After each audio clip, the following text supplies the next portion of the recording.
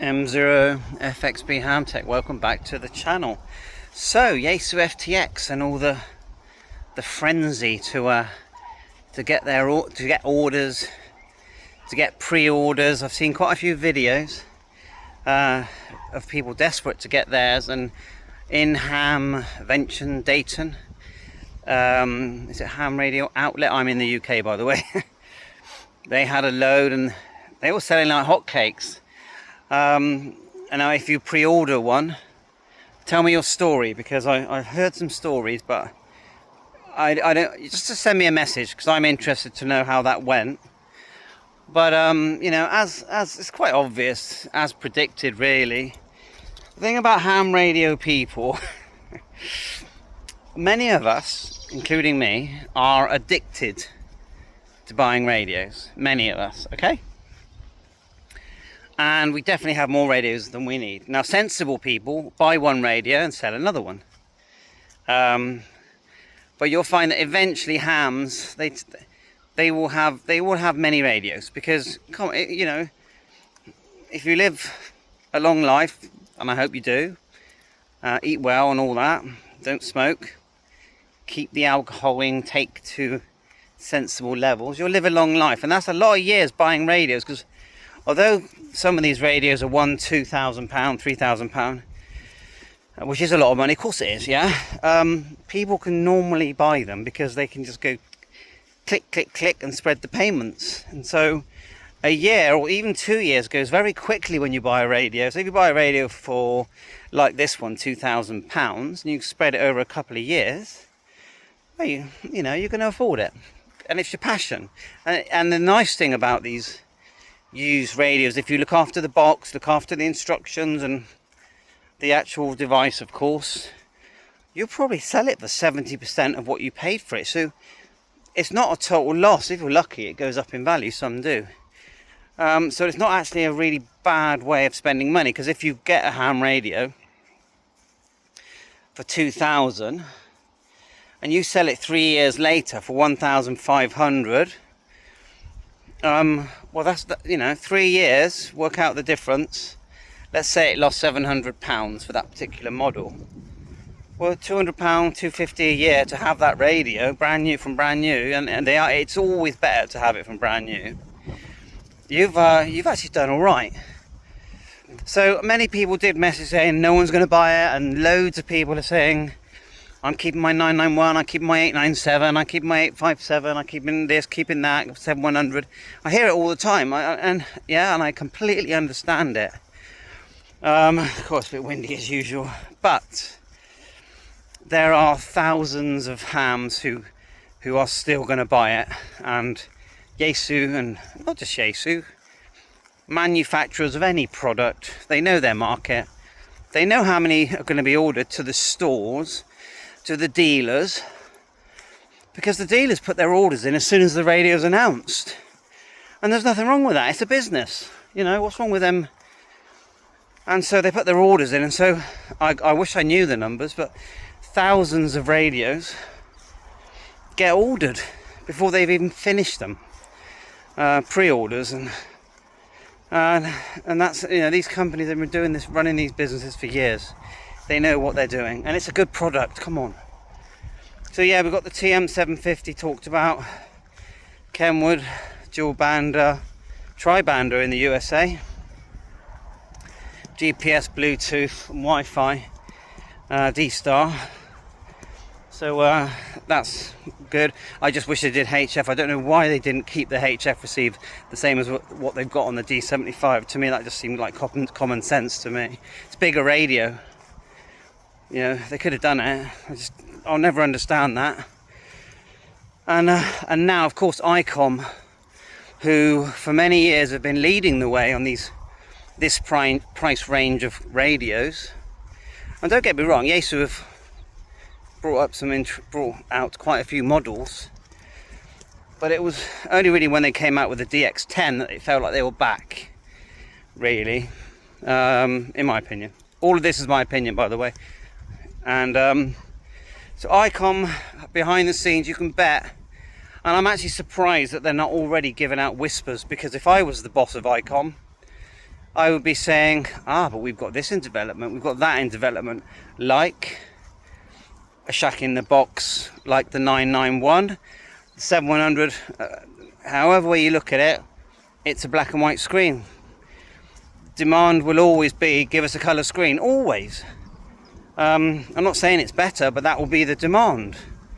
Colour screen waterfall like the 705. Definitely doable. And you can add the 705 to, you can literally add that to a back end, and with 100 watts and a built-in tuner, and people will definitely buy it, but I don't think they'll do it that way, because they want you to buy a whole radio for about £2,500. That's just business. So you can bet that ICOM and Ray the rep, the USA rep, that he's already been given whispers of what ICOM are going to do, because it is ICOM Yesu. I know we've got Kenwood, but really it's ICOM Yesu. That's your Ford and your General Motors of radios. If I talk to the American viewers. But anyway, thanks loads for watching my channel. Always appreciate it. Please subscribe. Don't get me wrong, I actually value every single time someone views my videos, sends me a message. I completely value it. I'm a ham radio operator that always talks to my friends. I go on ham radio every day and chat with my friends. It's a passion. My passion and my interest in the gadgets and the equipment is way more important than a YouTube channel. I just happen to film it because I enjoy that as well. Just been out here now flying my drone, which is in this bag, and had a great time. I might tag that drone flying video to the end of this video. Bye for now. Ham Tech, welcome back to my drone learning video. So I've brought my RC Pro 2 with me. Got the DJI 3S, a spare battery, and the new RC2 Pro. It all fits in the bag, the original bag that comes with the Air 3S. So let's unfold this, get it all set up. Now I've got my children here as well, having fun. So I sort of did the firmware updates, and there was actually a firmware update, even though I thought it was current, before I got here, and I paired everything.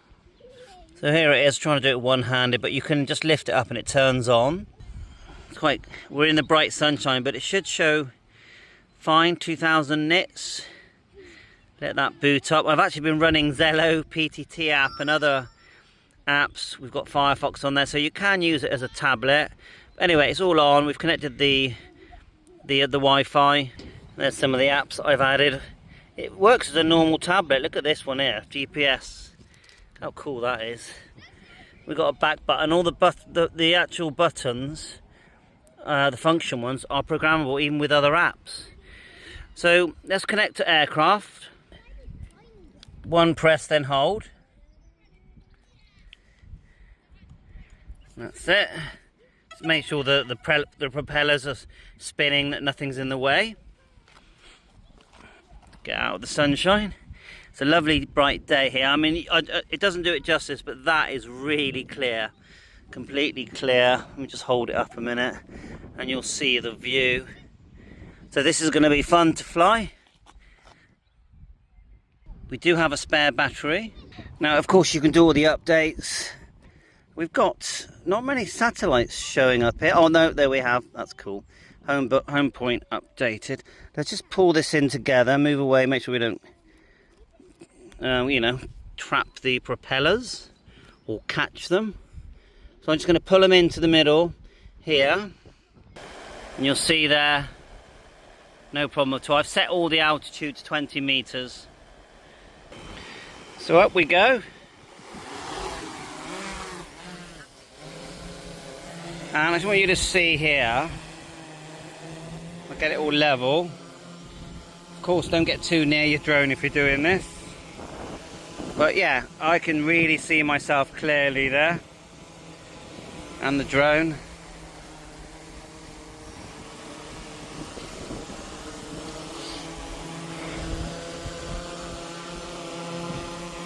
Looks awesome, doesn't it? Quite windy, but it's stable and the footage will be perfect.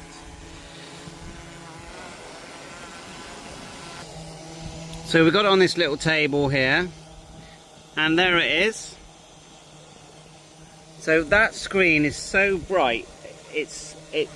There is, even though I'm in bright sunlight here, it makes no difference to what I can see. So it's a massive improvement on the on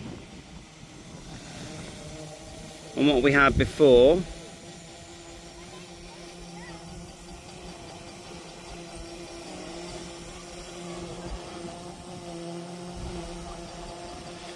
So let's just shoot forward there.